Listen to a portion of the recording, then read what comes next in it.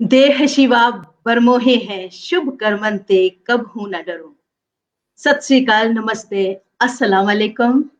मैं Harvinder Kaur Babli the Babli show में आप सभी का तहे दिल से स्वागत करती हूँ।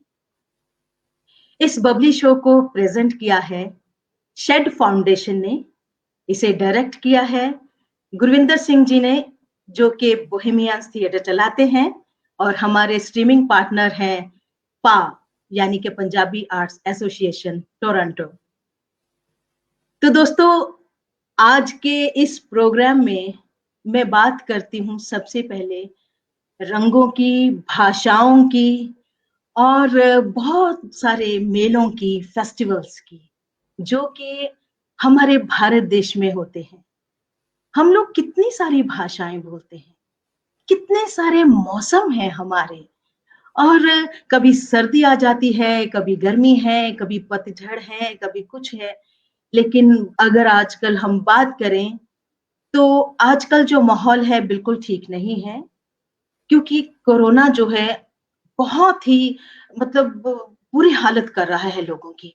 इसलिए मेरी आप सबसे यही गुजारिश है कि प्लीज अपना ध्यान रखें, और अपने साथ साथ दूसरों का भी ध्यान रखें। इसीलिए हमने कोशिश करी है इस प्रोग्राम में कि हम कुछ एक लोगों को तो अपने इस प्रोग्राम के द्वारा खुश रखें, उनसे बातें करें, डायलॉग करें, क्योंकि जिंदगी में डायलॉग बहुत जरूरी है। एक दूसरे से बात करना बहुत जरूरी है, क्योंकि जो चुप होती है ना, चुप जो होती है वो आपको शांत कर देती है।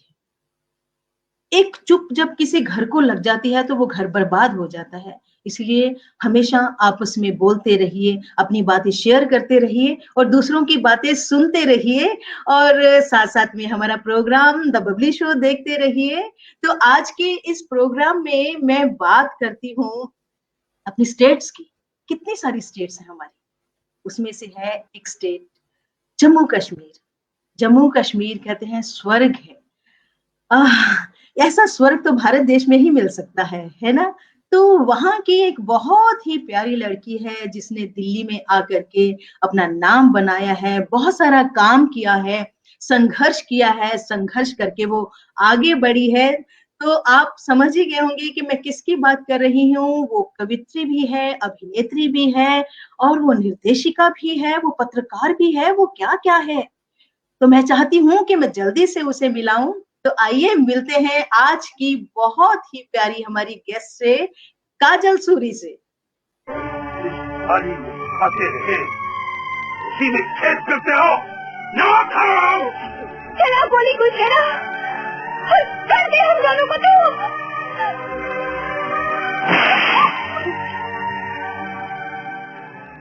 और समझ अंदर तक फोन नहीं किया तुमने।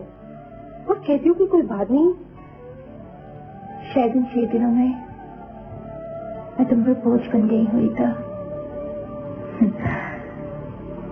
जबरदस्ती की मेहमान जो ठहरी, क्यों बकवास कर रही हो?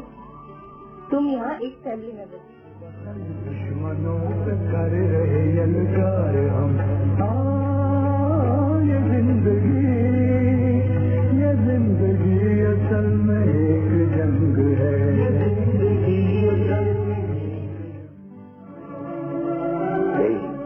तस्वीरों के घर में रहना, वक्त दे वक्त घर आना, ये सब क्या है? पता नहीं क्यों मैं लौट कर घर में आ जाती हूँ। क्या मतलब? मतलब ये कि मेरा इस घर में जी नहीं लगता, इस घर में दम घुटने लगता है मेरा। ये फूलों की से रातों का चलचल, इससे बड़े हिस्से हैं। इतना ही तो इरफान, मुझे तो लगता है जैसे जैसे हम दोनों हिमालय के परवाने हैं, और हिमालय की ऊंची ऊंची चोटियों पर हमारा बसेरा है। इन फूलों की महक हमारी नस नस में बसी हुई है, और जब इन सजाओं में तुम्हारी बांसुरी की आवाज गूंजती है, तो ऐसा ना जाने मुझे क्या हो जाता है।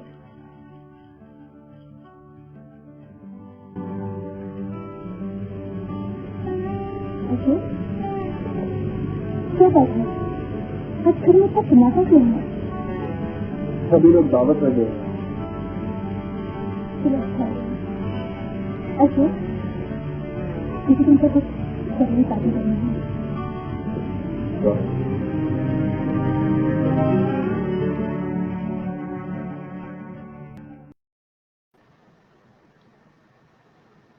नमस्कार काजल जी, कैसी हैं आप? मैं बिल्कुल अच्छी हूँ। आपने तो पुरानी यादें ताजा करवा दी and I was feeling so nostalgic ये सब देखकर। थैंक यू, बहुत शुक्रिया। कहते हैं ये जो यादें हैं ना, ये आपका गहना होती हैं और ये आपकी सरमाया। प्रॉपर्टी होती है, ये सरमाया है आपका और इन्हें संभाल के रखना चाहिए। और देखिए आपने तो माशाल्लाह बहुत काम किया हुआ है पहले। बिल्कुल काफी। बिल्कुल। जी। हाँ 3 साल की उम्र से ये सफर शुरू हुआ क्योंकि मम्मी पापा दोनों इसी फील्ड में हैं, तो घर का हम्म। माहौल ऐसा ही था कि ये सफर बिना किसी रुकावट के चलता रहा और शुरू हो गया। और मुझे सबसे पहले मैं ये जरूर कहूंगी, जो आपने शुरू में बात कही कि हम्म। डायलॉग बहुत जरूरी है, मैं इस बात से बिल्कुल इत्तेफाक रखती हूँ कि जिंदगी में संवाद बहुत जरूरी है। अगर आप कविता भी लिखते हैं या आप लेखन करते हैं तो आपका कविता के साथ आपकी रूह का संवाद होता है, या जब हम मेडिटेशन करते हैं हमारा संवाद ऊपर वाले से होता है। लेकिन जो एक जी चुप्पी जी। होती है, वो त्रासदी होती है, वो हमें डिप्रेशन की ओर ले जाती है। इसलिए संवाद चाहे मेडिटेशन के रूप में हो, चाहे कविता के रूप में हो, लेखन के रूप में हो, वो बहुत जरूरी है, बहुत जरूरी है। बहुत खूबसूरत बात कही थी आपने बब्बी जी। बिल्कुल। देखिए आपकी बातें जो सुन कितने लोग सुन रहे हैं और हमारे जो गेस्ट हैं, हमारे जो जितने भी लोग आए हुए हैं, जैसे रवि यादव जी हैं और वो बोल रहे हैं कि काजल जी को नमस्कार। और बहुत नमस्कार। इंदर सिंह भाटिया साहब भी आ गए सर। वाह काजल जी वाह, उन्होंने लिखा है। और किरण भटनागर मैडम भी आ गई हैं, विनीता भी आ गई हैं। और धीरे धीरे करके सब लोग जुड़ रहे हैं, हमारी काजल जी को सब देखने के लिए आ रहे हैं। और हमारे फाउंडेशन के शेड फाउंडेशन के डायरेक्टर एक हैं प्रफुल्ल होरा जी, और वो भी आ रहे हैं और प्रोग्राम देख रहे हैं। और काजल, मैं ये एक बात कहूंगी कि जो काजल है बहुत बहुत उसकी आवाज जो है बहुत मीठी है, प्यारी है, खूबसूरत है और कानों को इतनी अच्छी लगती है।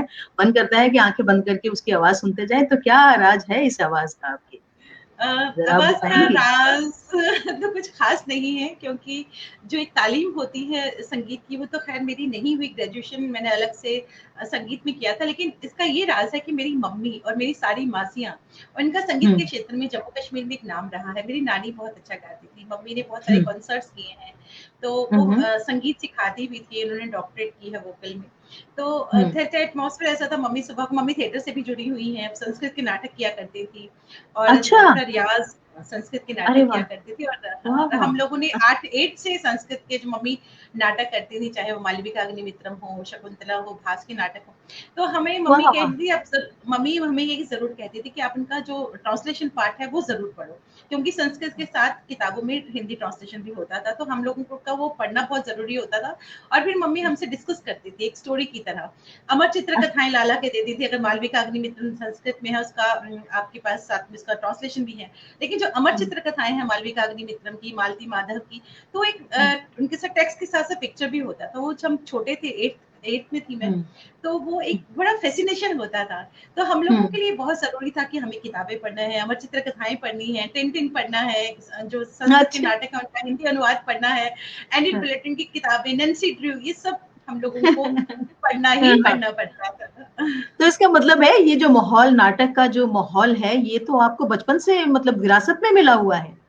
हाँ, बिल्कुल। मेरे पापा तो जम्मू कश्मीर में उनका नाटक के उनको भीष्म पितामह कहा जाता है जम्मू कश्मीर में नाटक के क्षेत्र में, एंड ही इज अच्छा। Considered as one of the legend in the field of theatre. और उन्होंने बहुत लिखा है, बहुत किताबें लिखी हैं। उनकी राइटिंग पे जम्मू कश्मीर के जो स्टूडेंट्स हैं यूनिवर्सिटी के, जम्मू यूनिवर्सिटी के, वो पीएचडी कर रहे हैं, डॉक्टरेट कर रहे हैं, तो पापा उर्दू में लिखते थे। और मुझे याद है कि बहुत नाटक किए। मुझे याद है मम्मी पापा की ना, ये मम्मी हमें बताती थी कि मम्मी पापा की नई शादी हुई थी, तो कश्मीर में थे, आई थिंक 15 दिन हुए होंगे, तो वो टैगोर का एक नाटक कर रहे थे। मुझे इसका याद नाम मैं अचानक से भूल गई हूँ, याद आए, उत्सर्ग उत्सर्ग कर रहे थे, टैगोर का लिखा हुआ नाटक, टैगोर हाल में कश्मीर में। तो 15 दिन हुए थे उनकी शादी को। तो पापा का उसमें था कि उसके उनके बाल नहीं होने थे, bald, he has to play the bald character Pandit का, और मम्मी भी उसी रोल में थी, मम्मी नानी का कैरेक्टर कर रही थी। जिस दिन शो था उस दिन पापा सुबह सुबह अपने पूरा बाल वाल कटवा के अपना बेल्ट करवा के पूरा वहां आगे शो करने आ गए। और अच्छा। जो मेरे दादाजी थे वो तहसीलदार थे जम्मू हाँ। में। और जम्मू में ये जम्मू कश्मीर में मतलब सर मुंडाना तो बहुत अच्छा नहीं समझा जाता। तो उस वक्त काफी साल कितने पुरानी बात है ये। तो बहुत कुछ डांट वांट पड़नी, दादी बहुत नाराज हो गई, दादाजी बहुत नाराज हो गए, उन्होंने ऐसे कहा, लेकिन ये जुनून था। मम्मी को तो जुनून शायद इन था। सारी चीजें पता ही थी, पैशन था कि उन्होंने ये किया। और वही चीजें कहीं ना कहीं वैसा माहौल, क्योंकि हमारे घर में हम अगर साहित्य की मैं अगर बात करती हूँ, दत्त भारती एक बहुत बड़ा नाम साहित्य के क्षेत्र में, अर्श सहभाई एक बहुत बड़ा नाम, जम्मू कश्मीर के बहुत बड़े शायर, पुष्कर अंकल को मैं कहती हूँ, पुष्कर नाथ टिक्कू, वो इंडिया एंड पाकिस्तान के जो one of the best Urdu writers हैं, वो हमारे इन सबका हमारे घर में आना जाना रहता था। तो वो कहीं ना कहीं मुझ पे असर पड़ता रहा, कहीं ना कहीं सबकॉन्शियस माइंड में वो चीजें आती रही। और फिर पापा का अपना एक पापा ने बाद में अपना एक उनका उर्दू का उन्होंने एक न्यूज भी शुरू किया था, न्यूज पेपर भी शुरू किया था उजाला के नाम से, उसको भी वो देखते थे, he was working as an editor उसके। तो ये सारी चीजें कहीं ना कहीं चलती रही। फिर मैं जब 3 साल की थी, 3 साढ़े 3 साल की थी, तो हम कश्मीर में ही थे, तो पापा को एक कैरेक्टर की जरूरत थी, बच्चे की जरूरत थी करने के लिए, नाटक में करने के लिए। तो उन्होंने मुझे उसमें इस कैरेक्टर में लाया। वो पहले दूरदर्शन में हुआ था इस टेलीफिल्म के रूप में, डोगरी नाटक था पिंजर, और उसी को उन्होंने फिर टैगोर हॉल में किया। तो एज अ चाइल्ड आर्टिस्ट फिर मेरा ये सफर शुरू हो गया, फिर रेडियो, फिर टीवी, फिर बस चलता ही रहा, अनवरत चलता ही रहा ये सफर। तो वो जो दास्ता है वो अभी तक चल रही है ना? अब तो ऑक्सीजन बन गया है, अब तो ये दास्ता ऑक्सीजन में बदल गई है। अभी बहुत सारे लोग जुड़ गए हैं। सरला मेहता जी जुड़ गई हैं, वो बोल रही हैं कि आप मेरी खास हो। चंद्रदीप जी जुड़ गए हैं, वसंत काशिकर सर जुड़ गए हैं, राजीव गिरधर जी जुड़ गए हैं, युवराज भाई जुड़ गए हैं, युवराज शर्मा जी, और वो देखो हम दोनों को ब्लेस कर रहे हैं, सतीश अनंत जी जुड़ गए हैं। तो देखिए मुझे इतना अच्छा लगता है कि जब सारे लोग जुड़ते हैं, बातें सुनते हैं और रिएक्ट करते हैं। तो जगजीत सरीन जी भी जुड़ गए हैं, नमस्ते बबली जी एंड काजल जी बोल रहे हैं। और मुझे लग रहा है कि ये जो आशीर्वाद हमें मिलता है, ये हमेशा हमारे सर पे इसी तरह से रहना चाहिए। ये जो मुस्कुराहटें हम बांटते हैं, एक दूसरे को देते हैं, ये मुस्कुराहटें खुदा करे इसी तरह बरकरार रहें, और हम लोग एक दूसरे से बातें करते रहें। तो कहते हैं ना, ये कहते हैं ना बबली जी की दुआ का कोई रंग नहीं होता, लेकिन ये इसका जो असर होता है वो बहुत कमाल का होता है। और वाकई अगर दुआ का असर हो जाए तो उससे बढ़कर तो कोई दौलत ही नहीं होती। बिल्कुल बिल्कुल बिल्कुल नहीं होती हैं। अब जैसे हमारे इतने सारे व्यूअर्स जुड़ गए हैं, लेकिन हम उनको महसूस कर पा रहे हैं। कहते हैं कि बात हो चाहे ना हो, अगर सामने हो चाहे ना हो, लेकिन जो एक एहसास है वो हमेशा कायम रहना चाहिए। वो एहसास हम कर पा रहे हैं कि वो हमें देख के मुस्कुरा रहे हैं, और बहुत कहते सारी हैं ना बातें बबली उनके मन जी, में मैं तो खुशबू हूँ हवाओं में बिखर जाऊंगा, मैं तो खुशबू हूँ हवाओं में बिखर जाऊंगा। वो जो बिखरी हुई खुशबू है वो कहीं ना कहीं हम तक आ ही रही है। वैसे एक शेर है, मुझे नहीं पता इसके साथ जाएगा कि नहीं, लेकिन कहते हैं कि दिलों में दूरियां सहने की ताब रहने दे, दिलों में दूरियां सहने की ताब रहने दे, हमारे दरमिया कोई तो हिजाब रहने दे, कोई तो रुतबा रहे अयाम मोहब्बत का, हमारे सवाल ही सुन ले जवाब रहने दे। तो वो लोग बहुत सवाल कर रहे हैं, लेकिन वो बातें कर रहे हैं। कई बार होता है कि हम उनका नाम नहीं ले पाते, उनका सवाल अपने गेस्ट तक नहीं पहुंचा पाते हैं, लेकिन हम माफी मांग लेते हैं उनसे, क्योंकि कई बार चीजें निकल जाती हैं। बात करते करते पता नहीं चलता कि कौन से नाम निकल गए हैं, कई बार हम पढ़ भी नहीं पाते हैं, इसलिए माफी की हकदार है। और अगर हमारे गेस्ट काजल जैसे हों, हमारे जितने भी गेस्ट आए वो इतने प्यारे, इतने हसीन, इतने खूबसूरत हैं कि उनसे नजर ही नहीं हटती, कहीं नजर कहीं इधर उधर जाती नहीं तो क्या करें। तो काजल मुझे एक बात बताएं, मैं एक बात ये पूछना चाहती हूँ आपसे कि भाई आप कुछ दूसरों के लिए भी छोड़ दीजिए, आप सब कुछ खुद ही करे जा रही हैं। आप पोइट्री करती हैं, आप अभिनेत्री हैं, आप निर्देशिका हैं, पत्रकार हैं, और आपने कितनी सारी कविताएं लिख चुकी, आपने कितने सारी किताबें लिख रही हैं, और अभी तो बहुत सारा कुछ कर रही हैं। अरे भाई बताइए, किसी और को भी कुछ करने देंगी आप? क्या अभी क्या तो हवाओं करती है? में उड़ना कितना बाकी वक्त है। आप वैसे वक्त अभी तो बहुत सारी बारिश में भीगना बाकी है, अभी तो बहुत कुछ बाकी है। खुदा करे कि कयामत हो और तू आए।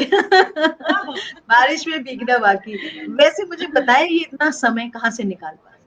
क्योंकि मुझे इतना अ, पता है आरजे हैं आप और पूरा दिन वहां पे काम करती हैं, बहुत बिजी शेड्यूल रहता है, लेकिन आरजे मैं आरजे थी आकाशवाणी हम्म, में, लेकिन मैं वहाँ पे तो नाटक अनुभाग देखती हूँ।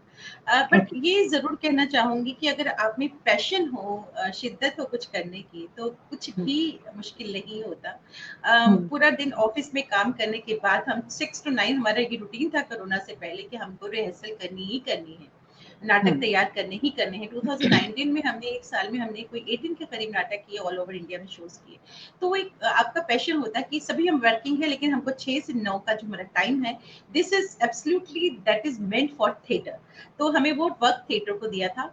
और फिर लिखने की जब आपने बात कही, तो लेखन का जो मेरा सफर है वो बचपन से ही शुरू हुआ है। मैं 8th में ही, मेरा 8th is very important to me, क्योंकि 8th एक ऐसा नंबर है। 8th में जब मैं थी तो मैंने, जैसे अब कहा कि संस्कृत के नाटक पढ़ने शुरू किए।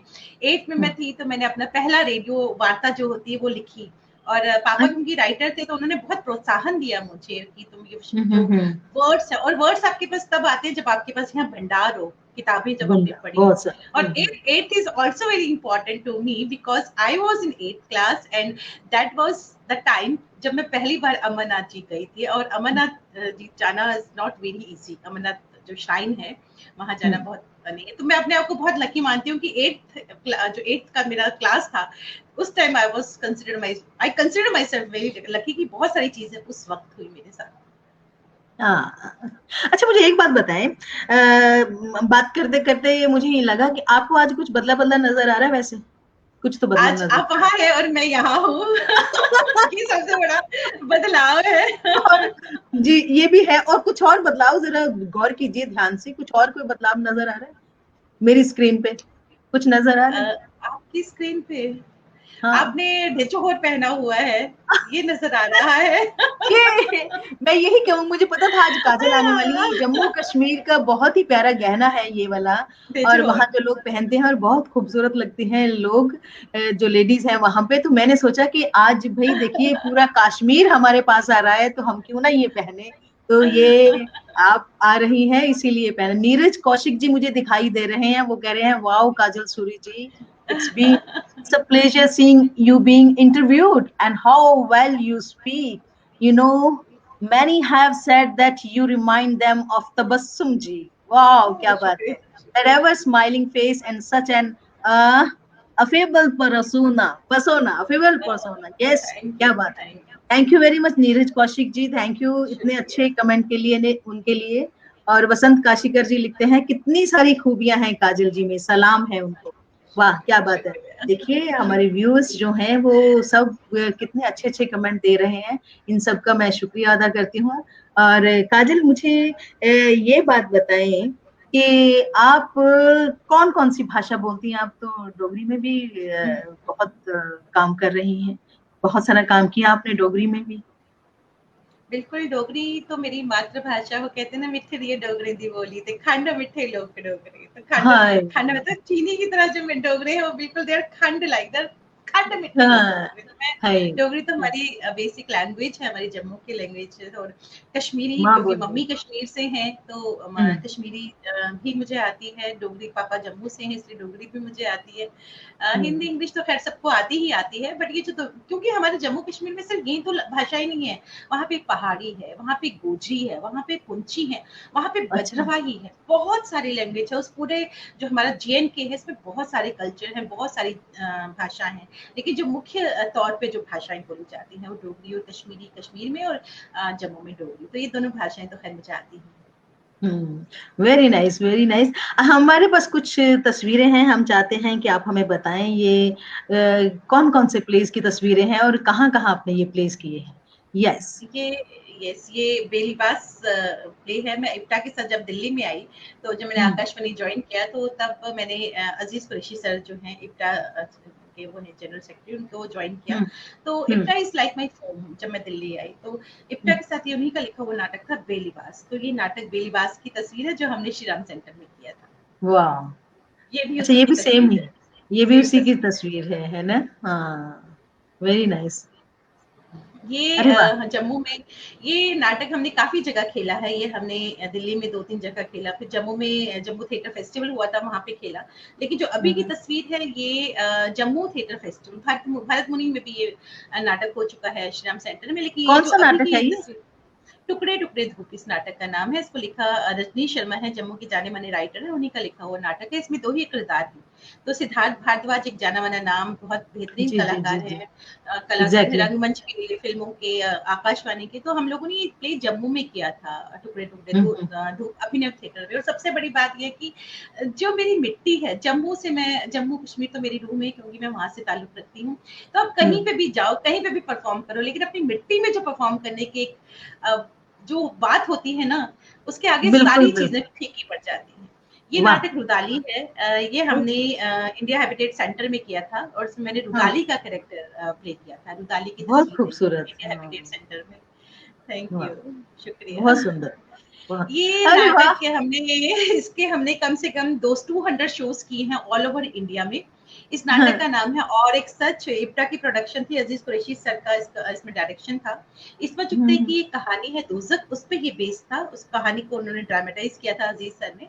तो इसके हमने ऑल ओवर इंडिया में शोज किए, लेकिन इस शो से एक बड़ा ही दिलचस्प किस्सा है, वो मैं जरूर सुनाना चाहूंगी। वो ये हम्म। कि अलीगढ़ में जश्न सर सैयद होता है फेस्टिवल, बहुत बड़ा फेस्टिवल होता है वहाँ के कैनेडी ऑडिटोरियम में। बहुत बड़ा हम्म। ऑडिटोरियम है वहाँ पे। ये वहाँ ये हर साल फेस्टिवल होता है, सर जश्न सर हम्म। सैयद, जश्न सर सैयद। तो हम लोगों हम्म। को ये नाटक वहाँ करना था। तो हम लोगों से एक दिन पहले नसीरुद्दीन शाह साहब का नाटक हुआ था। तो उनके जो ब्रदर है वो वाइस चांसलर भी रहे हैं अलीगढ़ मुस्लिम यूनिवर्सिटी के। तो हमारा दूसरे दिन ये नाटक था, तो हम लोग बहुत डरे हुए थे कि एक दिन पहले नसीर साहब, इतने लेजेंडरी एक्टर हैं वो, उनका नाटक हुआ है, और आज हमारा उसमें जो हम लोग, मैं और मेरी दोस्त है शोभना भारद्वाज, कमाल की कलाकार हैं वो। हम लोगों को 2 बुढ़ियों की कहानी थी, 95 ईयर्स एज ग्रुप था हमारा। तो शोभना इज रियली गुड, तो हम लोगों का ही ये था स्टेज पे। तो जब हमने नाटक करना शुरू किया, 2000 की कैपेसिटी का वो ऑडिटोरियम था, और जब उसमें सिर्फ जो स्टूडेंट्स, जाहिर सी बात है कि स्टूडेंट्स को जरा सा भी कुछ मौका मिलना चाहिए, वोटिंग वगैरह सब शुरू हो जाती है। तो हम लोग डरे थे कि हम अलीगढ़ में हैं, आए हैं करने के लिए, पता नहीं कैसा रिस्पॉन्स मिलेगा। एंड इतने बड़े दिग्गज हमसे पहले करके गए। लेकिन जब हमने नाटक किया, 2-2.5 घंटे का नाटक था, पिन ड्रॉप साइलेंस थी ऑडिटोरियम में। और जब नाटक खत्म हुआ तो स्टैंडिंग ओवेशन मिला। एंड मैं और वाह। शोभना, हम दोनों ने एक दूसरे को हक किया, एंड वी स्टार्टेड क्राइंग। जो पूरा पेंट ओह। अप था वो उस वक्त वहां निकल गया। उस वक्त की हम लोग जितने डरे थे, और हमने कैसे नाटक किया, और जब ऐसा रिस्पांस मिला, and we started crying on the stage. That was one oh. Of the best incident. ये रुदाली जो हमने इंडिया हैबिटेट सेंटर में किया था, उसकी तस्वीर। हाँ, बहुत सुंदर है, बहुत ही। ये हमने भारत मुनि में, ये भारतेंदु जो फेस्टिवल होता है जिसमें दिल्ली के बेस्ट नाटक सिलेक्ट किए जाते हैं, ये वो हम्म। फेस्टिवल था 2019 में। इसका नाम था अर्धकाव्य। जम्मू के बहुत ही बेहतरीन लेखक हैं विक्रम हम्म। शर्मा, उनका लिखा हुआ नाटक है अर्धकाव्य। तो ये उस नाटक की तस्वीर है जो हमने वाह। 2019 में एलटीजी में किया था। ओ, ये ब्यूटीफुल सेम एक्सप्रेशन। बहुत ये सुंदर। सेम इसको इस नाटक, ये जो तस्वीर है, ये जम्मू में जम्मू थिएटर फेस्टिवल एक और हुआ था। वहां पे नहीं, जम्मू थिएटर फेस्टिवल नहीं, विजय सूर्य नेशनल थिएटर फेस्टिवल हम लोगों ने किया था जम्मू में, पापा के नाम पे।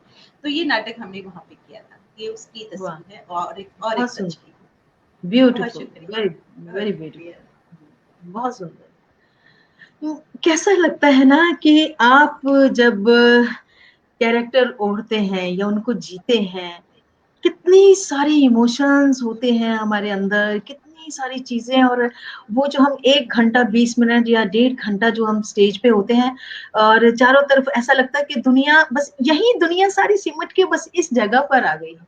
कितना अच्छा वाकई, फील होता है वाकई, ना? बहुत, वाकई। You know. मैं यहाँ पे एक चीज जरूर कहना चाहूंगी, जिस तरह से आपने कहा कि हम कैरेक्टर को जीते हैं, वाकई कैरेक्टर को जीना बहुत जरूरी होता है।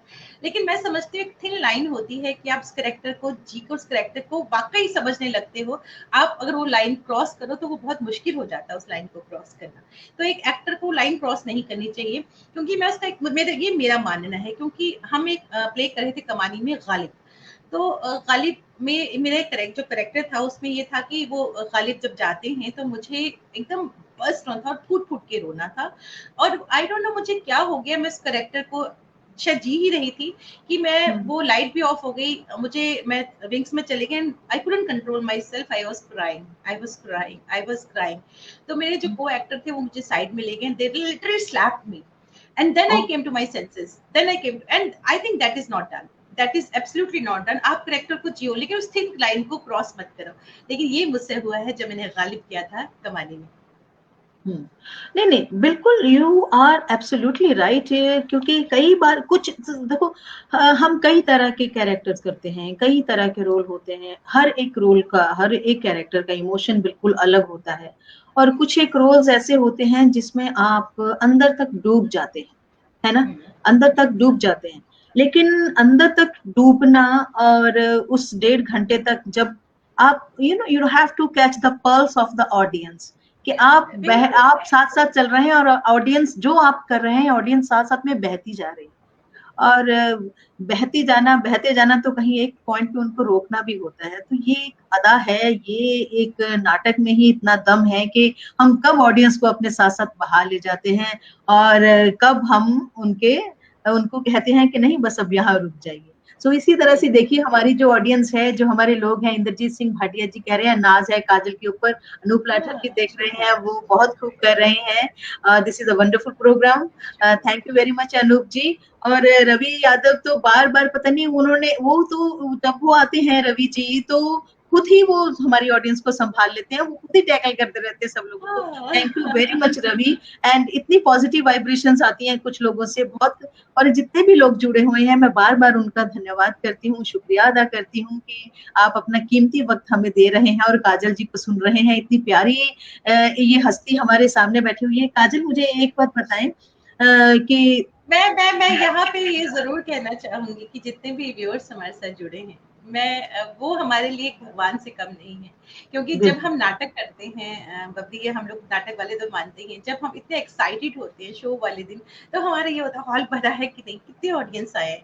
तो वो एक जो ऑडियंस के आने से जो पॉजिटिव एनर्जी मिलती है ना, वही यहाँ जैसे मैं शख्सियत करती हूँ शो, और या आपका ही शो हो रहा है, तो हमारे जितने एस्टीम्ड व्यूअर्स हैं, तो इतनी खुशी मिलती है, इतनी हौसला अफजाई मिलती है कि हमारा साथ देने के लिए इतने ब्यूटीफुल हमारे साथ एस्टीम्ड व्यूअर्स जुड़े हैं, और ये सबसे बड़ा हमारा एक मॉरल बूस्ट करता है। मैं तहे दिल से सबका शुक्रिया कहना चाहूंगी। देखिए अब इतने लोग तारीफ कर रहे हैं तो ये रवि बोल रहे हैं कि बहुत सुंदर आयोजन, सार्थक बातचीत।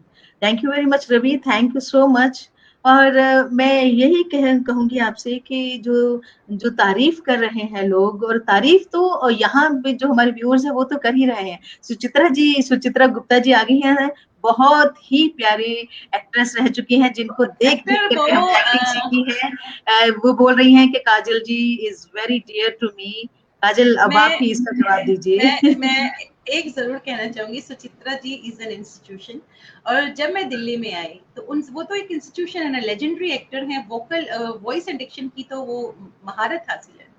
मैंने उनसे बहुत कुछ सीखा है, गाहे बगाहे, डायरेक्टली और इनडायरेक्टली मैंने उनसे बहुत सीखा है। And she is too good. Thank you Suchitra ji. अरे मुझे कुछ सुनाई दे रहा है, बार बार आप कुछ नाम ले रहे हैं और मुझे कुछ सुनाई दे रहा है। कुछ क्या सुनाई दे रहा है? सुनाई दे रहा है काजल कुछ? नहीं, मुझे तो कुछ नहीं सुनाई दे रहा। मुझे ऑडियंस को सुनाई दे रहा है क्या? मुझे कुछ ऐसे इस कविता का शीर्षक है यादों का ईंधन।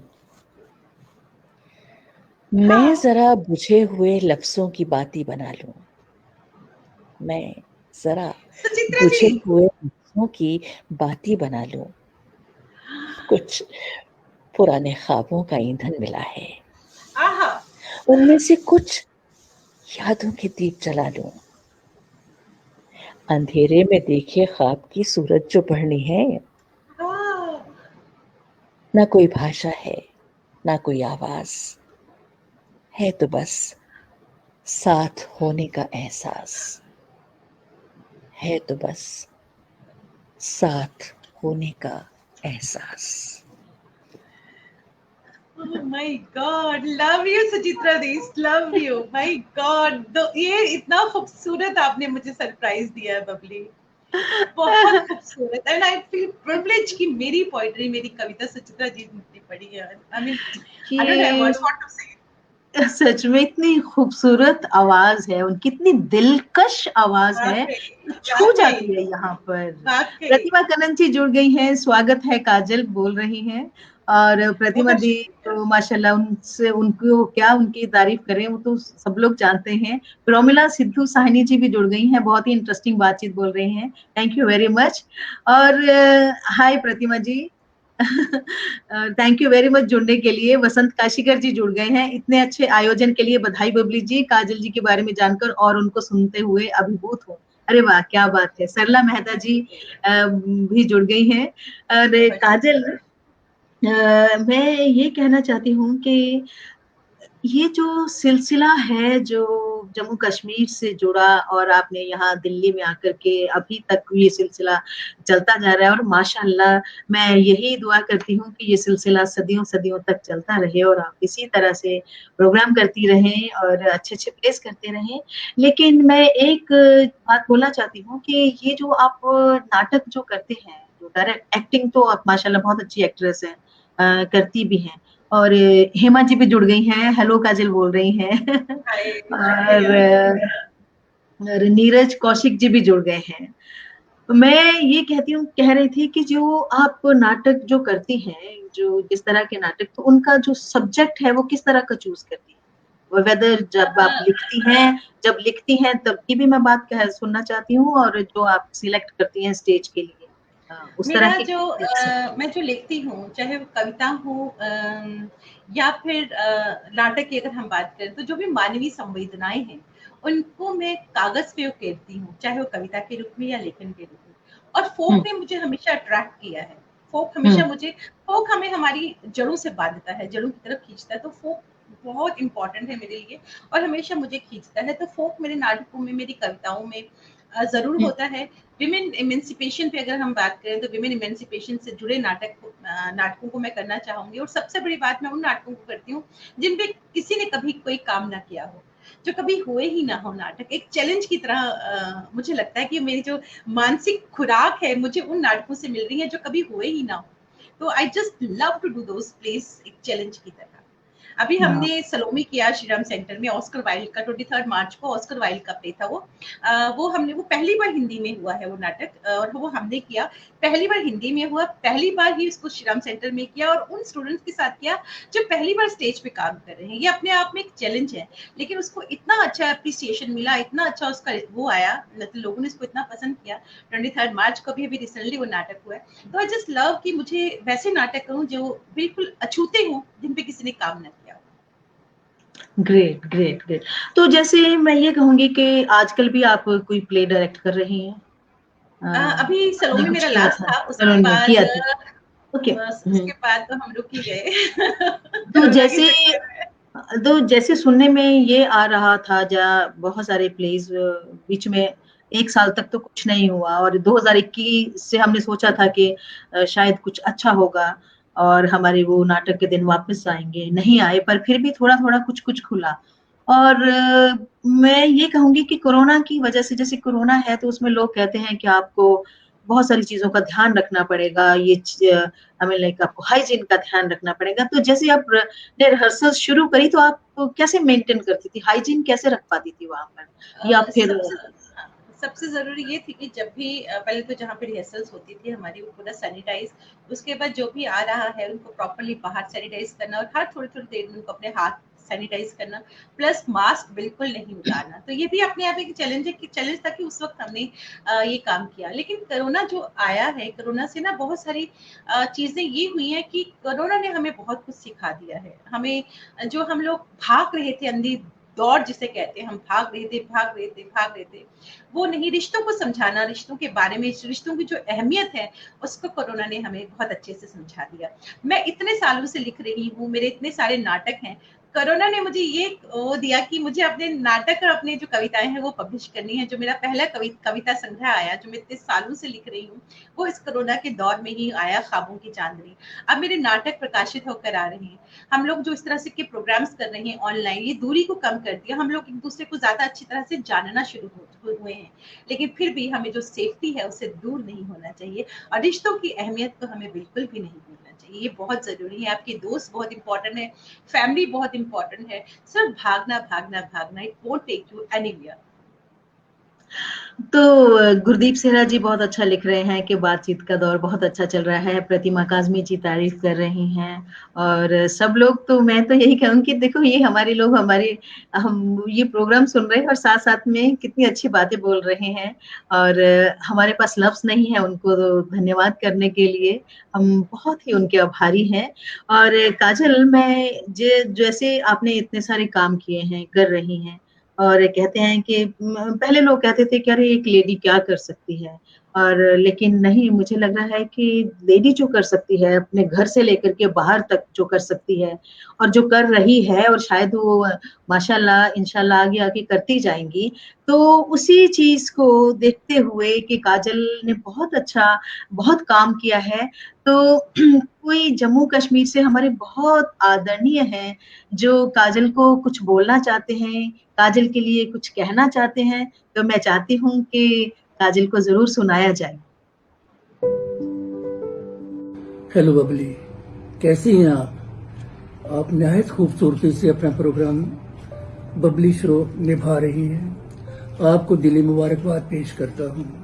रास्ते मंजिलें आपके साथ साथ रहें और कारवां इसी तरह रवान दवा रहे। मैं जम्मू से हूँ। अगर बात जम्मू की करें तो मशहूर फिल्मी अदाकार ओम प्रकाश और केएल सहगल जैसी शख्सियतें जम्मू थिएटर से बरसों जुड़ी रही हैं। इस दौर में भी कवि रतन, बलवंत ठाकुर, दीपक कुमार, मुश्ताक काक, विजय सूरी और रीता जितेंद्र जैसे रंगकर्मियों ने मुल्क और मुल्क के बाहर अपना नाम पैदा किया है। इनके साथ साथ एक खास नाम जो अक्सर जुबान पर आता है वो है काजल सूरी। मैं उन्हें पिछले 50 साल से जानता हूँ। उन्हें जो हुनर अपने अब्बा जान से विरसा में मिला है उसे पूरी मेहनतों काविश और लगन से परवान चढ़ाया है। वो एक साथ radio, print media, TV, theatre के साथ बराबर जुड़ी हैं। बात अगर थिएटर की करें तो वो किरदार निभाती नहीं, किरदार को जीती हैं। वो स्टेज पर काजल सूरी नहीं, एक मखसूस किरदार होती हैं जिसे वो ओढ़ लेती हैं, जिसमें सांस लेती हैं। मैंने उन्हें बारहा कई किरदार में इसी तरह देखा है। वो एक बेहतरीन रंगकर्मी हैं। दर्शक उनके निभाए किरदार मुद्दतों नहीं भूलते। आज काजल थिएटर की दुनिया में एक बड़ा नाम है।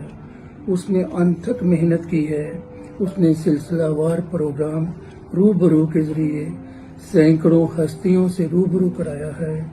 काजल, दुआ गो हूँ, सलामत रहो और बुलंदियों को छुओ।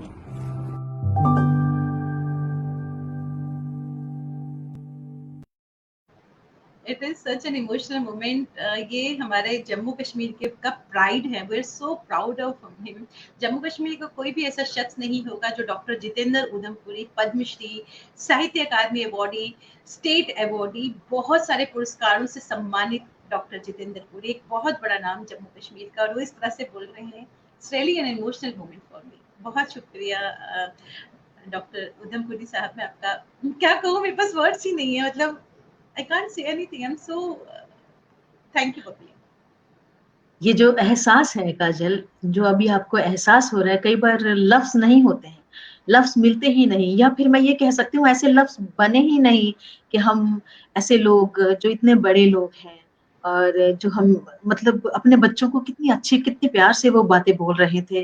और मैं यहाँ मैं फिर से कहना चाहूंगी कि जम्मू कश्मीर के हर एक इंसान को डॉक्टर पद्मश्री डॉक्टर जितेंद्र उधमपुरी पर बहुत बहुत बहुत गर्व है।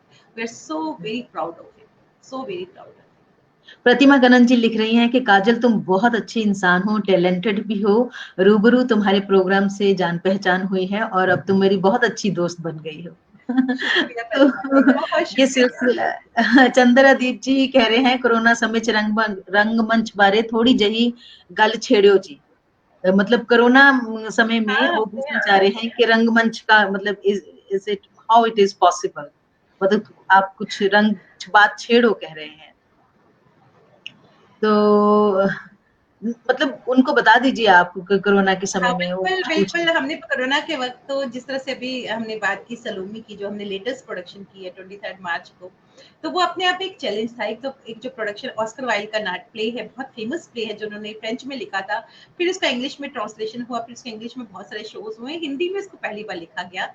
विक्रम शर्मा जो जम्मू के एक बेहतरीन राइटर हैं, पत्रकार हैं, और रंगमंच में एक बहुत बड़ा नाम है जम्मू कश्मीर में, उन्होंने इस नाटक को लिखा और फिर हमने इसको पहली बार हिंदी में श्री राम सेंटर में खेला और उन बच्चों के साथ खेला, उन स्टूडेंट्स के साथ खेला जो पहली बार स्टेज पे कदम रख रहे थे। तो कोरोना काल में ये एक बहुत बड़ा चैलेंज लेकर हम चले। तो लेकिन जो स्टेज पे काम करने का मजा होता है वो कुछ और ही होता है। ऑनलाइन थिएटर जो हम करते हैं, या मैंने तो खैर कभी किया नहीं ऑनलाइन थिएटर, लेकिन उसके बरक्स अगर हम जो लाइव ऑडियंस के सामने भले ही एक सीट छोड़ के एक सीट ऑडियंस आए, वो मजा ही कुछ और है। तो इंशाल्लाह कभी मौका हम लोगों को जल्दी ही आ जाएगा, ये कोरोना का दौर खत्म हो जाएगा, क्योंकि फेजेस आते हैं चले जाते हैं। तो ये फेज भी जो दौर है, जिस मुश्किल दौर से हम गुजर रहे हैं, ये भी मुश्किल दौर चला जाएगा। लेकिन इस मुश्किल जब तक ये दौर गुजरे तब तक बहुत कुछ है हमारे पास करने के लिए, we have plenty of things to do. तो हम लोग उन चीजों को ले सकते हैं जो चीजें हमसे कहीं पीछे छूट गई हैं, उन चीजों को बुला सकते हैं कि आओ, अपने अंदर से चीजों को निकाल सकते हैं, उनको एक नया रूप दे सकते हैं और हम लोग उन चीजों को कर सकते हैं पॉजिटिव माइंड के साथ। तो इस नेगेटिव जो एटमॉस्फेयर चल रहा है, इसको भी हम पॉजिटिव दे सकते हैं, क्योंकि सारी चीजें यहाँ होती है। आपकी सोच पॉजिटिव या नेगेटिव बनाना आपका यहाँ होता है। तो आप अपनी सोच को नेगेटिव हटा के पॉजिटिव वे में लीजिए, तो कोरोना जैसी चीजें तो हट ही जाएंगी, और जो होना होता है वो तो होगा ही होगा। हमारे पंजाब में बोलते हैं कि आपके मुंह में घी शक्कर। तो आपने कहा कि कोरोना ने चले जाना है, माशा मैं तो यही कहूंगी कि कोरोना जा जा जा।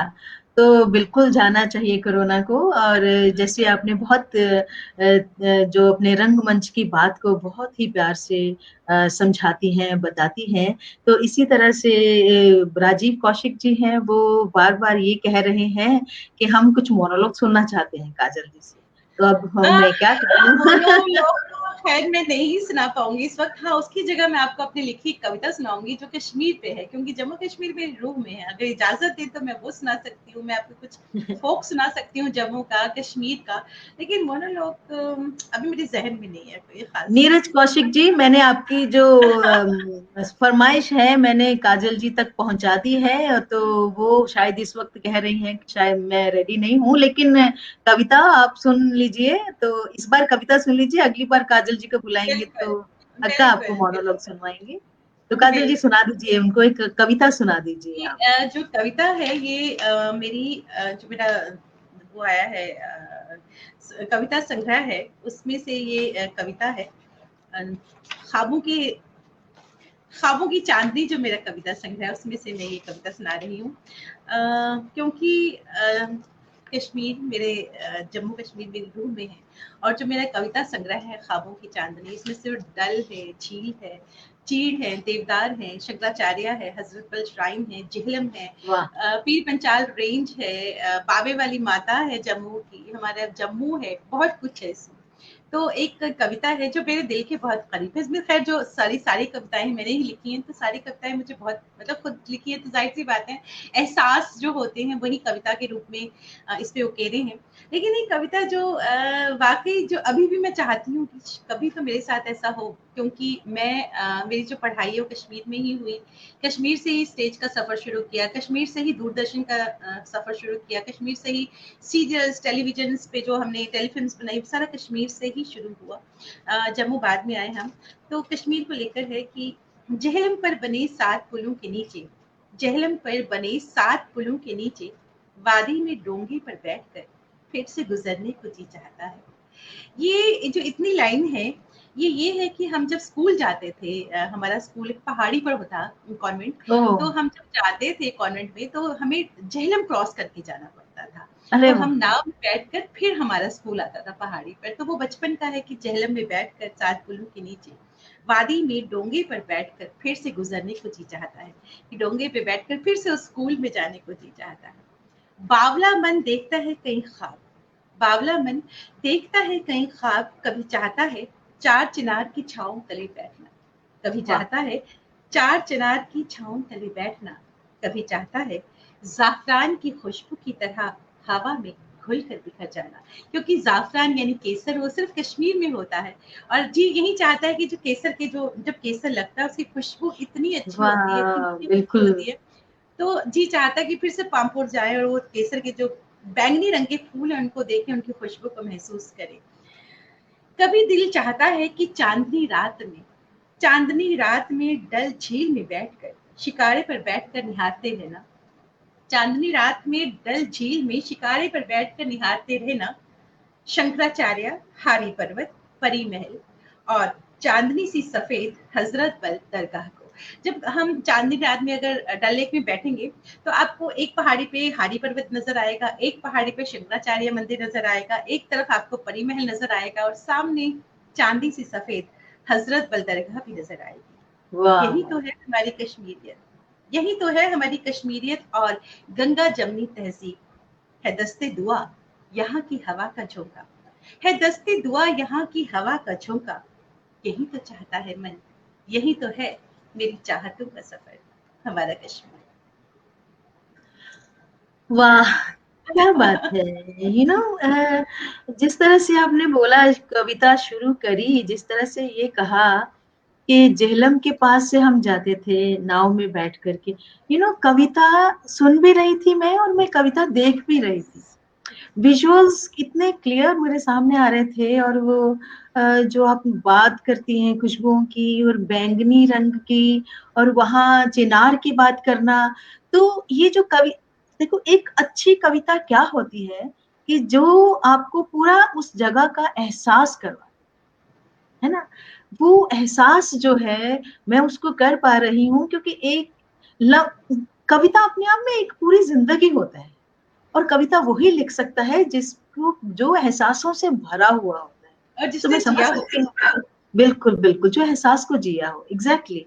एंड मैं समझ सकती हूँ कवि के काजल, ये आप कैसे लिख पा रही हैं, क्योंकि जो वो खुशबू है आपकी, जम्मू कश्मीर की जो खुशबू है और जो हवा है और जो छन छन करके छूती है, मुझे लगता है वो आप ले आई हैं साथ में यहाँ दिल्ली में, तो मुझे वो छोड़ के नहीं आई है। वो उस खूबसूरत चीज को अपने पास यहाँ लेकर के आई हैं, आपने यही कश्मीर बना रखा है। ये बहुत अच्छी बात है, अपनी कविताओं में, अपने नाटकों में ये एहसास करना तो ये बहुत मेरी लोग कर पाते हैं। ये किताब वाह, है मेरी, ख्वाबों की चांदनी, जो अभी अभी आई है, कविता संग्रह का। हाँ, ब्यूटीफुल। ये ख्वाबों की चांदनी, ये नाम कैसे सूझा? ख्वाब ही तो रह गए हैं अब, कश्मीर को देखना, उसको फिर से वो स्कूल के वक्त में गुजर जाना और फिर से निशाद बाग में बैठना, जर्द चिनारों के पत्तों को देखना, उन पे चलना, और वो जो चढ़ चढ़ के जो आवाज आती है, पतझड़ में जो नीचे गिरे हुए चिनार के पत्ते होते हैं, वो सब एक तरह से अब ख्वाब ही हो गया है। तो मेरा जो ख्वाबों में चांदनी के रूप में जो ये आता है, तो इसीलिए मैंने इसका नाम ही रखा ख्वाबों की चांदनी, जो ख्वाबों में आकर एक ठंडा सा रूह को एक सुकून देके जाती है, एक पीस देकर जाती है। मैं जैसे आपने लिखा ये ख्वाबों की चांदनी, इतनी प्यारी किताब है, तो मैं यही दुआ करूंगी आपके लिए। और ये डल है, ये शिकारा है और ये डल है, डल लेक में वाह, शिकारा है। बहुत सुंदर, बहुत सुंदर। मैंने तो ये भी मेरा भी ये ख्वाब है कि मैं डल लेक में जाऊं, वहां देखूं। मैं नहीं गई हूं अभी तक, और ये ख्वाब बिल्कुल आपकी ख्वाबों की चांदनी ये है, ये कह रही इतना कुछ, तो मुझे जाना पड़ेगा वहां पे, और मैं जरूर जाऊंगी। और मेरी यही दुआ है, यही दुआ करूंगी कि आज आपने ख्वाबों की चांदनी लिखी तो एक दिन वो हकीकत जो आपकी है वो आपके झोली में आ जाए बहुत जल्दी। मैं यही मेरी कोशिश है कि इसी तरह की चीजें जो है हम दुआ कर सकते हैं, दुआ से बढ़कर के कुछ नहीं होता है, मुझे लगता है। तो काजल, आपकी ये जो आप इतना कुछ सुनाती हैं, इतना कुछ करती हैं, तो एक और शख्स है जो कुछ कहना चाहते हैं आपसे, तो मैं चाहती हूँ हम उनको भी सुन लें।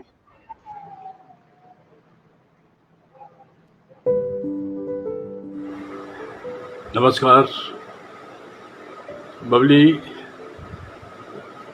थैंक यू वेरी मच, तुमने मुझे ये मौका दिया। और काजल एक ऐसा व्यक्तित्व है जिसके बहुत से आयाम हैं। एक काजल को मैं जानता हूँ जो बहुत अच्छी अभिनेत्री है, मंच की भी है और रेडियो की भी है। और रेडियो में तो चूंकि वो नौकरी ही करती है, वो और उससे पहले रेडियो नाटकों में उसने हिस्सा भी लिया हुआ है, मंच के नाटकों में हिस्सा उसने लिया हुआ है, उसने टेलीविज़न सीरियल में काम किया हुआ है। जम्मू कश्मीर से वो आती है और उसने अपनी ये सारी शिक्षा, अभिनय की शिक्षा अपने पिताजी से पाई। श्री विजय सूरी एक बहुत बड़ा नाम थे जम्मू कश्मीर रंगमंच के में।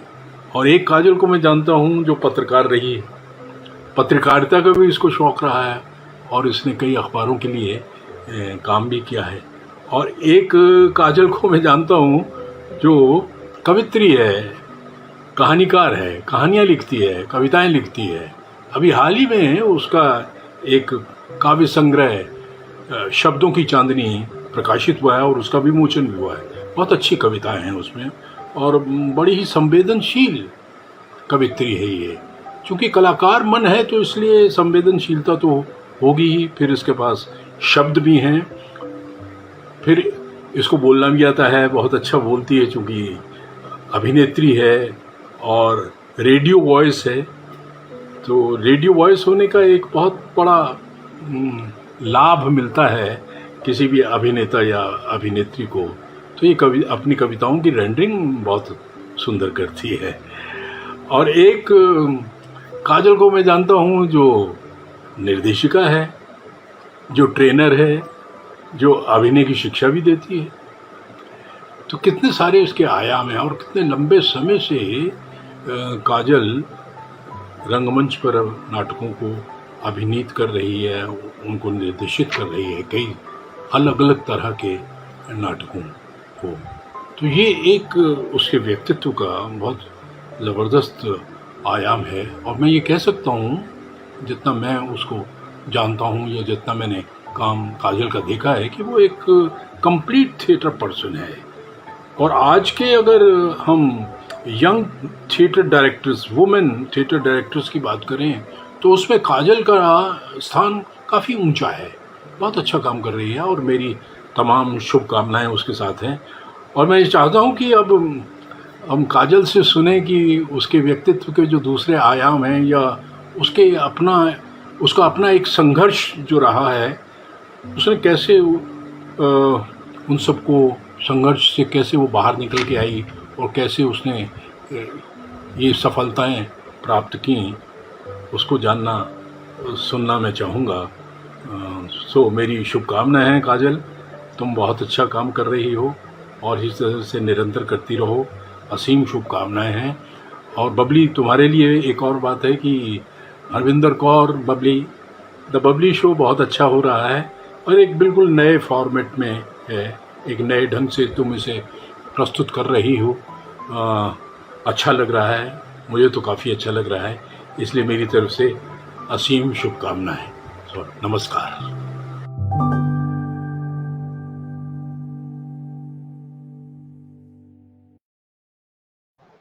I'm so touched। ये मेरे लिए बहुत सम्मान की बात है कि सतीश आनंद जैसे सर संगीत नाटक अकादमी पुरस्कार से सम्मानित, डॉइन ऑफ इंडियन थिएटर, रंगमंच के क्षेत्र में एक बहुत बड़ा नाम, इन्होंने इतने खूबसूरत अल्फाज कहे मेरे बारे में। मेरे पास, मैं दिल से शुक्रिया तो बहुत छोटा सा लफ्ज़ है सतीश सर, मुझे नहीं पता मैं क्या बोलूं, लेकिन I'm so touched। Satish ji मतलब बहुत ही प्यारे इंसान हैं, बहुत अच्छे डायरेक्टर भी हैं और उन्होंने इतना काम किया है और उनका आपके लिए इस तरह से बोलना बहुत बड़ी बात है। ये तो मैं यही कहूँगी कि जो ऐसे लोग होते हैं और वो लोग मतलब उनका ये कहना ही एक अवार्ड होता है, जो उन्होंने कह दिया ये एक अवार्ड से कम नहीं है, it is more than award. I think it's more than award, क्योंकि सतीश जी के साथ मैंने भी बहुत काम किया और वो बहुत माइन्यूटली चीज़ों को बताते हैं। और सबसे बड़ी बात ये होती है कि इतना काम करने के बावजूद भी वो इतने डाउन टू अर्थ, बहुत अच्छे इंसान, इतनी हलीमी से बात करते हैं, इतनी खूबसूरती से बात करते हैं और कभी उनमें ऐसी चीज़ें। Thank you very much sir कि आपने हमारे प्रोग्राम में इस तरह से काजल के लिए बोला और आपके शब्द बहुत प्यारे थे, हम आपके बहुत आभारी हैं। काजल, बहुत सारे लोग जुड़े हुए हैं, सरला मेहता जी कह रही हैं, साथ ही एक बहुत खूबसूरत इंसान, और प्रतिमा दी कह रही हैं, वसंत, अच्छा वो उनकी आपस में भी बात चल रही है। कनन भाई भी जुड़ गए हैं और साथ में हेमा जी जुड़ गई हैं। वो कह रही हैं कि बहुत दिलकश आवाज है, बहुत बेहद खूबसूरती से बोलती हैं काजल। तो इंद्रजीत जी कह रहे हैं कि एक हुक बसी है आपके अंदर ख्वाबों की चांदनी। तो इंद्रजीत सर बोल रहे हैं। और वसंत काशिकर जी कह रहे हैं बबली जी का आभार, इतने नए ढंग से कार्यक्रम बनाकर प्रस्तुत कर रही हैं। Thank you very much sir. Yogesh Tripathi ji जो कि बहुत ही अच्छे राइटर हैं, वो बोल रहे हैं काजल जी बहुआयामी प्रतिभा की धनी है, बहुत बहुत शुभकामनाएं उन्हें। द बबली शो जबरदस्त चल रहा है, पूरी टीम को बधाई। Thank you very much sir. तो मैं यही कहूंगी कि लगातार लोग हमारे साथ जुड़े हुए हैं। काजल आपको सुन रहे हैं और मैडम बोल रही थी कि एक गाना हो जाए, कि आवाज बहुत खूबसूरत है और ये आवाज अगर हम ना सुने तो कैसा लगेगा। क्योंकि बिल्कुल सुचित्रा गुप्ता जी ने स्पेशली तारीफ करी है कि एक हम सुनना चाहते हैं कुछ, चाहे वो आप डोगरी, क्योंकि डोगरी भाषा बहुत मीठी भाषा है, बहुत प्यारी भाषा और फिर मातृभाषा है आपकी। तो मुझे लगा आप उसमें भी गाना बहुत अच्छा गाती हैं, तो आप डोगरी में भी सुना, जिसमें आप कंफर्टेबल हैं आप प्लीज सुनाइए। रियाज तो अब खैर रहा नहीं, रियाज किए तो इतने बरसों बीत गए। लेकिन फोक कभी कभी गा लेती हूँ मैं खुद ही। अब तो जम्मू का एक फोक है पाख जिसे कहते हैं, हमारा जो फोक है डोगरी फोक, उसको पाख कहते हैं। तो मैं वो थोड़ा सा गुनगुनाने की कोशिश करती हूँ। क्योंकि जैसा मैंने कहा कि पापा जम्मू से और मम्मी कश्मीर से, तो दोनों कल्चर मेरे अंदर बसे हुए हैं। तो पहले मैं आपको डोगरी की कुछ लाइन सुनाती हूँ जो टिपिकल जो फोक फॉर्म है, उस पाक है हमारी, वो सुनाने की कोशिश करती हूँ।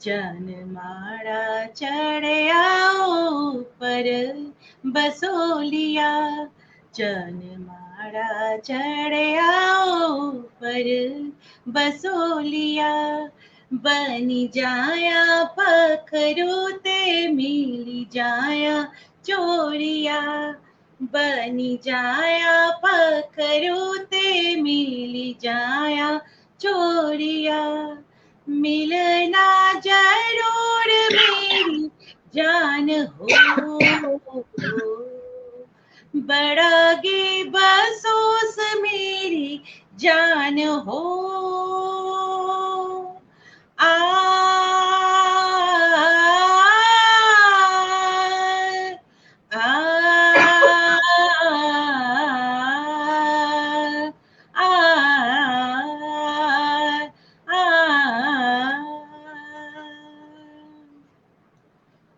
वाह, पहाड़ों में ले गई आप।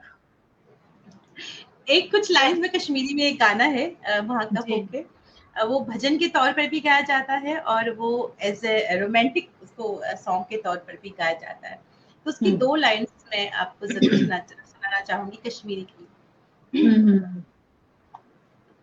हर मुख बरतल प्रारे मदानो, ये दाप हमती लागयो, हर मुख बरतल प्रारे मदानो, ये दाप हमती लागयो, हर मुख बरतल प्रारे मदानो, ये दाप हमती लागयो, हर मुख बरतल।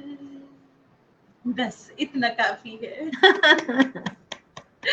बहुत अच्छा, बहुत अच्छा। मुझे लग रहा है सुचित्रा जी खुश हो गई होंगी, क्योंकि वो चाह रही थी कि आप गाएं, और हमारे जितने भी व्यूअर्स हैं बहुत खुश हो गए होंगे। बहुत सब लोग बहुत अच्छा लिख रहे हैं कि मधुर मधुर आवाज है। और चमन अरोरा सर भी जुड़ गए हैं, वो लिख रहे हैं कि बेस्ट जम्मू ऑफ से time. Thank you very Jammu much से। सर हमारे साथ जुड़ने के लिए। और काजल, मुझे एक बात बताएं आप कि जब आप अपने भाषा, मातृभाषा की बात करती है, तो पता आपका चेहरा ऐसे खिल खिल खिल खिल जाता है ना? तो रूह में रूह में है ना, वो जो रूह है वो कहते हैं कि कभी वहां से हिलती नहीं है। हमारे जो शरीर है वो इधर उधर ट्रेवल करते रहते हैं, लेकिन रूह हमारी वहीं रहती है, यहाँ हम पैदा हुए होते हैं। तो मैं चाहती हूँ कि आप मुझे ना डोगरी लोकगीतों के बारे में थोड़ा सा कुछ बताएं, और जो लोक नाटक जो वहां पे डोगरी में करते हैं लोग, उसके बारे में थोड़ा सा कुछ बताएं आप एक जरा। तो मैंने आपको पाक जो मैंने गा के सुनाया इसके बारे में, हमारा एक डांस होता है पहाड़ों में, कुड़ कुड़ कहते हैं। मैंने अभी श्रीराम सेंटर में एक नाटक किया था स्नेक्स एंड लेडर्स, जिसमें जो हमारे एक वीर रस की जो कविताएं होती हैं जिसको कारका कहते हैं, वो बाबा कार जित्तो एक बहुत बड़ा नाम है जम्मू में। बाबा जित्तो बलवंत ठाकुर साहब की अगर हम बात करते हैं, उन्होंने बाबा जित्तो पे बहुत सारे जो बाबा जित्तो एक बहुत बड़ा ऐसा नाटक है जो डोगरी का नाटक है, और जिसको इंडिया से बाहर भी ले जाया गया। और ये ऐसा पहला नाटक मैं कहूंगी डोगरी का जो न केवल नेशनल बल्कि इंटरनेशनल लेवल तक उसने डोगरी की पहचान बनाई है। तो बाबा जित्तू से एसोसिएटेड है कारका, उनके वीर रस की कविताएं हैं जिनको डोगरी में गाया जाता है। उनको गाने का तरीका भी अलग होता है। फिर जागरना होता है। जागरना जो होता है वो जैसे जो छोटे शहर जो होते हैं या पुराने टाइम वक्त में दुल्हन जो बारात आती थी, घर की महिलाओं को नहीं जाने की जरूरत, वो नहीं जाती थी, तो घर में एक तरह तरह के स्वांग रच के वो जागरना खेलती थी, तो अलग नाटक हो जाता था वो। तो जागरना हो गया, कुड़ हो गया, पाक हो गई। तो ये हमारे जम्मू की मिट्टी की खुशबू, पहाड़ी सॉन्ग हो गए, गोजरी सॉन्ग हो गए, पुंछी सॉन्ग हो गए, भद्रवाही सॉन्ग हो गए। इतना कल्चर डाइवर्स है जम्मू कश्मीर का। कश्मीरी रोफ हो गया हमारा, हमारे कश्मीरी डांस हो गए, बांड पत्थर हो गया। तो ये सारा हमारा फोक है। हमारा लद्दाख तो खैर अलग हो गया, लेकिन लद्दाख मेरे जम्मू कश्मीर का हिस्सा था। तो ये सारा मिलकर एक फोक बनाता है। तो हमारा जो डोगरी थिएटर की अगर हम बात करते हैं, बांड पत्थर है, टड है, पगता है, हमारा कान सखिया बनते थे। जैसे लोहड़ी होती है, लोहड़ी में छज्जे लेकर चलती, छज्जे लेकर चलने का रिवाज सिर्फ जम्मू में ही है, ये और कहीं रिवाज नहीं है। अलग अलग रूप धारण करके जो एक नाटक क्रिएट किया जाता था, ये अलग अलग पुरानी कहानियों को लेकर जब हरण किया जाता था, तो हरण एक नाटक फॉर्म है, पुरानी कहानियों को लेकर उनको खेला जाता था। ये सारे डोगरी फोक थिएटर फॉर्म्स है जो आज कहीं ना कहीं शायद खत्म होने की कगार पे है। इनको करना, उनको दोबारा से जीवन डालना उनमें बहुत बहुत जरूरी है, और किया जा रहा है, इन पे काफी काम किया जा रहा है। तो कहीं जैसे आपने बोला लोक नाटक की, जो डोगरी लोक नाटक है वहां पे, तो जैसे क्योंकि पहले ही ये नाटक कम होते हैं जो हमारे लोक नाटक होते हैं, क्योंकि आजकल जो प्रोसीनियम में हो रहे हैं चीजें, बाहर जो थिएटर हो रहा है, तो जैसे कोरोना के कारण तो वो जो कलाकार है उनका क्या अभी किस तरह से चल रहा, क्या ऐसा कुछ मैं हो रहा है वहाँ पे? आपको बताऊं कि फोक हमारी आर्ट फॉर्म तभी जिंदा रह सकती है जब हमारा फोक आर्टिस्ट जिंदा रहेगा। अगर हमारा फोक एग्जैक्टली, आर्टिस्ट दैट्स जिंदा व्हाट आई नहीं वाज रहेगा, आस्किंग। या तो हमारी फोक फॉर्म कहाँ है? और आज तो ऐसी हालत हो गई है कोरोना के लिए कि इंसान को हर कलाकार, थिएटर से जुड़े हर कलाकार को ही आप देखिए कि कहाँ मतलब मैं उसको सीधे और सपाट शब्दों में, हम सभी जानते हैं कि आज कितने और कितने मुश्किल हालात से कलाकार गुजर रहा है इस कोरोना काल में। तो ये अपने आप में चैलेंज है। इस वक्त तो अपना पेट पालने की बात है, तो अब फोक को लेकर कैसे कैसे क्या करोगे? जो फोक के क्या आर्टिस्ट करूँ? है वो अपने फोक को लेंगे या अपने पेट को लेंगे? तो इसमें मुझे यस, लगता है कि एनजीओज को, गवर्नमेंट को बहुत कुछ करने की जरूरत है। बिल्कुल। जैसे मैं बात करूँगी कि ये शेड फाउंडेशन जो है, मैं अपने व्यूअर्स को भी बताती हूँ कि शेड फाउंडेशन जो है वो बहुत सारा अभी नई है ये एनजीओ हमारी, और वो इसीलिए भी काम कर रही है कि कोरोना में भी बहुत सारी जैसे लोगों को प्रॉब्लम्स आ रही हैं, वो पता कर रहे हैं लोगों के बारे में, और वो हेल्थ के ऊपर काम करते हैं, वो हाइजीन के ऊपर काम करते हैं, एजुकेशन के ऊपर काम कर रहे हैं, स्ट्रेंथनिंग के ऊपर। सो इस तरह की जो चीज़ें हैं तो हमारा ये जो बबली शो भी हम कर रहे हैं, मैं ये चाहती हूँ कि थिएटर की हम बात करते हैं हमेशा, जब भी कोई बात होती है कि थिएटर ये हो रहा है, थिएटर में ये हो रहा है, थिएटर में क्या होना चाहिए, थिएटर में, मुझे लग रहा है कि थिएटर करने वाले की बात सबसे पहले होनी चाहिए, कि जो थिएटर करते हैं, जो जो आपने अभी बोला, जो मैं अभी पूछ रही थी, कि अगर कलाकार जो है, कलाकार को पूछिए कि कलाकार आजकल क्या कर रहा है, कहाँ है कलाकार, वो जो कलाकार छोटे छोटे घरों में, जो किराए के कमरों में रहते थे वो लोग, वो कुछ लोग वापस चले गए हैं, कुछ लोग, तो क्या हमें मतलब बाकी लोग जो थोड़ा अच्छा थिएटर कर रहे हैं या जिनका थोड़े से हालात अच्छे हैं, क्या हम उन लोगों की मदद कर सकते हैं, कैसे मदद कर सकते हैं? मुझे लग रहा है इसके ऊपर बात होना भी बहुत जरूरी है कि उन कलाकारों को कैसे बचाया जाए।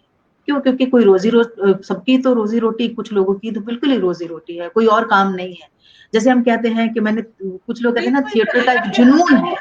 बिल्कुल, कोरोना ने हमको इतनी मुश्किल हालात में डाल दिया कि हम लोग घर से अभी ऐसा हालत फिर से हो गई कि हम घर से बाहर नहीं निकल सकते। ऐसी हालत है, एक डर, इस बार जो सेकंड वेव आई इससे तो एक डर पैदा हो गया। और ये कब तक रहेगी क्या कहेंगे। हाँ, कलाकारों के लिए मुश्किल वक्त तो ये अभी भी, इस वक्त तो शायद मुझे लगता है ये पहले से ज्यादा मुश्किल वक्त आने वाला है, क्योंकि ब्रेड एंड बटर होता है, लाइव परफॉर्मेंसेस नहीं हो रही, कुछ नहीं हो रहा, दर्शक नहीं आएंगे जब लाइव परफॉर्मेंसेस नहीं होंगी, घर से बाहर निकला मुश्किल हो रहा है, तो कौन जाएगा थिएटर, सभी चीजें बंद होने की उसमें है, खड़ी है।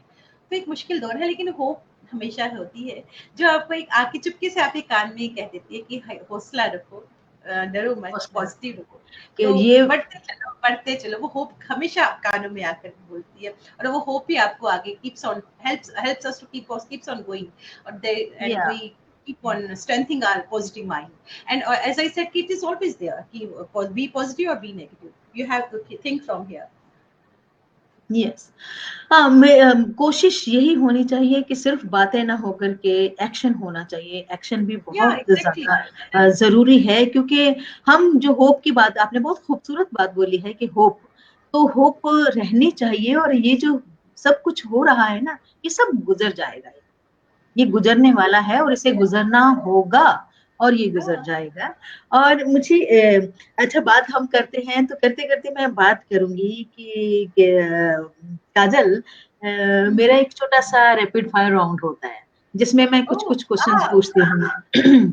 अच्छा, मैं उससे पहले मैं चमन अरोरा सर ने कुछ लिखा हुआ है कि what difficult situations did Kajal face as a woman artist in our gender-based society. Her answer would throw light on how she put in her struggle to reach this enviable position. To find it out also is the aim of this program. So, यहाँ पे सिर्फ एक चीज, तो ये सबसे पहली चीज ये कहूंगी कि मुझे शायद बहुत स्ट्रगल नहीं करना पड़ा। आई वॉज फॉर्चुनेट कि मेरे पेरेंट्स दोनों थिएटर से, और म्यूजिक की उनकी बैकग्राउंड थी, दोनों थिएटर से जुड़े थे, म्यूजिक से जुड़े थे। तो आई वॉज, चाहे मैंने दूरदर्शन पे सीरियल्स प्रोड्यूस किए, या मैंने एक्ट किया सीरियल्स में, या I was panel producer for Doordarshan, तो मुझे इतना स्ट्रगल नहीं करना पड़ा। आई वॉज राइटर फॉर जो इम्पोर्टेंट न्यूज पेपर्स हैं, तो बिकॉज मेरे पेरेंट्स मुझे साथ लेकर चले। आपका लेकिन आपकी जो मेहनत होती है वो भी आपको, ये नहीं कि आपको कोई हेल्प करे आगे चलने के लिए और आपको कुछ आता नहीं है और आप में मेहनत नहीं करते, तो वो नहीं होना चाहिए। जब मुझे I got the job at all India radio Delhi, that is it. यहाँ मैंने इप्रा ज्वाइन कर दिया दिल्ली में। मुझे इतना अच्छा, अजीज कुरैशी सर के साथ, he is like my father, is a father figure to me, and IPTA is like my family. तो वहाँ मुझे इतना अच्छा एटमॉस्फेयर मिला, इतना अच्छा एटमॉस्फेयर मिला कि मुझे, जब मैंने अपना ग्रुप जब हमने ग्रुप स्टार्ट किया, तब भी हमारे साथ लोग जुड़े रहे। एंड जब हमने काम किया, हाँ, कभी कभी इक्का दुक्का, वो हर इंसान की, ये नहीं कि विमेन है इसकी जिंदगी में प्रॉब्लम आ गई, वो हर इंसान की जिंदगी में कहीं ना कहीं प्रॉब्लम्स आ जाती है, लेकिन प्रॉब्लम्स को आपको फेस करना चाहिए। स्ट्रगल मैं नहीं कहूंगी कि मुझे स्ट्रगल करनी पड़ी इतनी ज्यादा। हाँ, मुझे स्ट्रगल करनी पड़ी इस चीज को लेकर कि मुझे अच्छे से अच्छा काम करना है। मुझे स्ट्रगल करनी पड़ी कि मुझे अपने आर्टिस्ट से इस तरह से काम निकलवाना है, मुझे यहाँ पे काम करना है, तो मुझे इस तरह की चीजें चाहिए हैं। मुझे किसी चीज में परफेक्ट तो मैं कोई हो ही नहीं सकता इंसान, क्योंकि अगर हम सोचें कि हम परफेक्ट हैं तो वी स्टैग्नेट करना शुरू हो जाएंगे, वी आर डेड अगर हम समझेंगे। तो हमें इम्परफेक्शंस में ही मुझे अच्छा काम करना था। तो ये मेरे साथ मेरी चीज रही at the back of the mind कि मुझे काम करना है। And family, yes, family is very important. और फैमिली जो है, जब आपकी फैमिली आपके साथ होती है तभी आप अच्छा काम कर सकते हैं। मेरे हस्बैंड, मेरे बच्चे, they are always there to support me, that is why I am doing what I am doing. जब वो छोटे थे तो मैंने एक ब्रेक ले लिया था 4-5 साल का, बट जॉब तो मुझे करना ही था, आकाशवाणी तो मैं जाती ही जाती थी, लेकिन स्टेज से मैंने ब्रेक ले लिया था। लेकिन मैं फिर कहूंगी, आई वॉज फॉर्चुनेट एनफ कि मुझे मेरे पेरेंट्स हमेशा मेरे साथ रहे, मुझे रास्ता दिखाने के लिए। आकाशवाणी मैंने ज्वाइन किया तो मुझे एक जैसे अजीज कुरैशी सर जैसे लोग मिले, जहाँ मुझे बिल्कुल फैमिली एटमॉस्फेयर लगा। ऑफिस में दिल्ली जैसी नई जगह पे आई। मैं यहाँ जरूर कहना चाहूंगी, जब मैं दिल्ली आई थी, मैं पहली बार दिल्ली आई थी, जम्मू कश्मीर को छोड़ के मैं पहली बार दिल्ली आई थी, तो मैं दिल्ली में आकर यहाँ पे झील, चीड़ और देवदार के पेड़ ढूंढती थी। मुझे इतना ज्यादा डिप्रेशन हो गया था कि यहाँ पे चिनार नहीं मिल रहा, यहाँ पे कहीं झील नहीं है, यहाँ पे शालीमार बाग जो एक जगह है, तो मैं समझती थी शालीमार बाग वो कश्मीर वाला शालीमार बाग है क्या? बस तो नहीं है। मैं सोचती थी।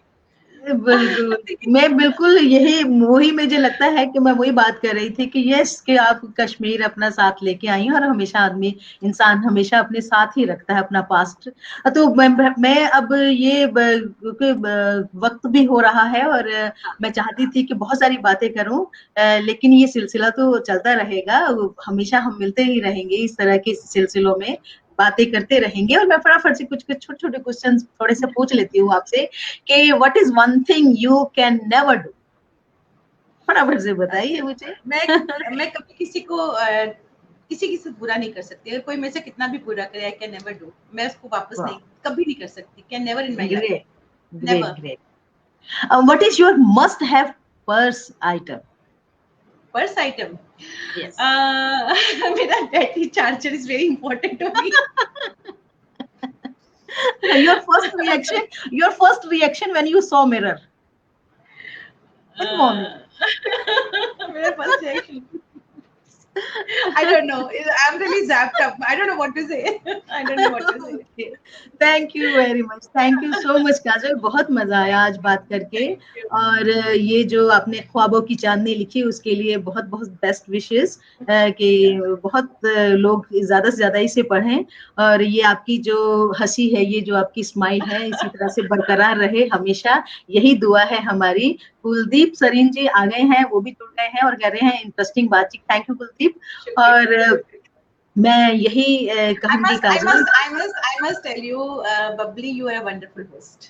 You are a wonderful thank you, thank you so much, thank you so much.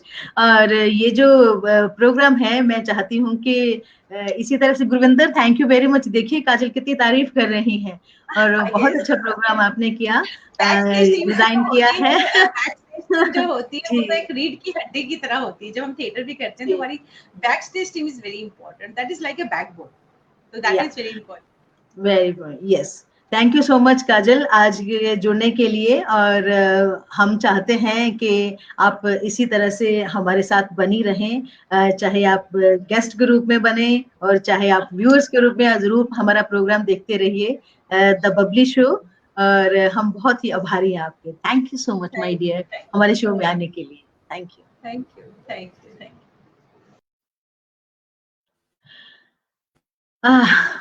बहुत अच्छा लगा आज काजल से बात करके, क्योंकि काजल ने भी बहुत मेहनत करी है और कई तरह के काम वो कर रही है।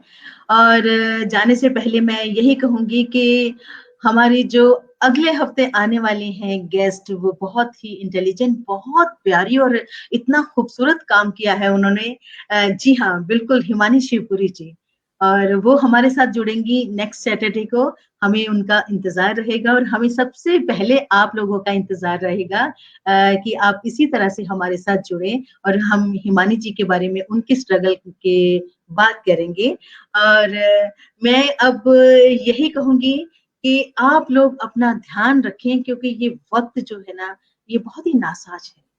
इसमें हमें अपना भी ध्यान रखना है और सामने वाले का भी ध्यान रखना है। आप जहां भी हैं, जैसे भी हैं, सुरक्षित रहें और इसी तरह से हमारे साथ भी जुड़े रहें हमेशा, और बी पॉजिटिव। ये जो वक्त है ये गुजर जाएगा, ये नहीं रहेगा, और हम एक दूसरे का साथ देते रहें और इसी तरह से मुस्कुराते रहें। आपको बबली शो कैसा लगता है, इसकी भी हमें जानकारी इसी तरह से देते रहें हमारे साथ जुड़ करके। So thank you very much. तो मिलते हैं हम नेक्स्ट सैटरडे को। Thank you so much.